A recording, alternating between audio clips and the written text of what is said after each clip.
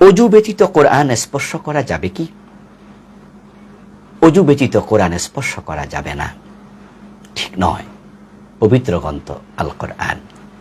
রাসূলুল্লাহ সাল্লাল্লাহু আলাইহি ওয়াসাল্লাম হযরত হাকিম ইবনে হিজাম রাদিয়াল্লাহু তাআলা আনহুকে যখন তিনি ইয়ামানে গভর্নর বানিয়ে পাঠালেন, তখন তিনি তাকে লক্ষ্য করে বললেন, আল্লাহ তামাসাল কোরআনা ইল্লা ওয়া আনতা তাহির।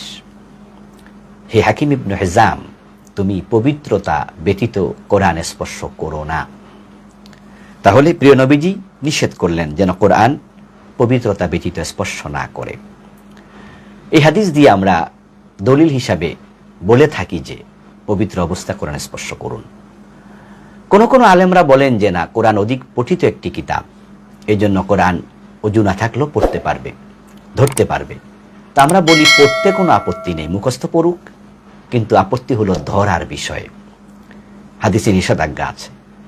তবে কেউ কেউ দলিল দিয়ে থাকেন পবিত্র কোরআন মাজিদের একটি আয়াত দিয়ে, লা ইয়ামাসসুহু ইল্লাল মুতাহহারুন, পবিত্ররা ব্যতীত অন্য কেউ কোরআন স্পর্শ করবে না। আসলে এটা অজুর প্রসঙ্গে নাজিল হয়নি।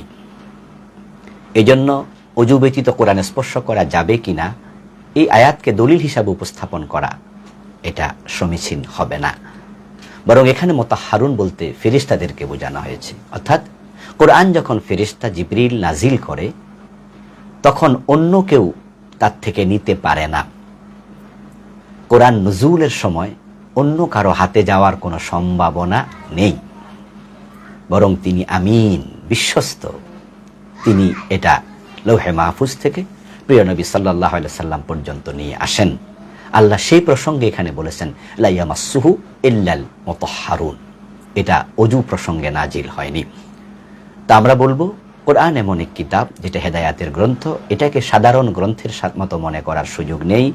এই জন্য শুধু পড়লে হেদায়াত পাওয়া যাবে না, এর প্রতি শ্রদ্ধা, ভালোবাসা, পবিত্রতা সব কিছু থাকলেই তারপরে পড়লে হেদায়াত আশা করা যায়।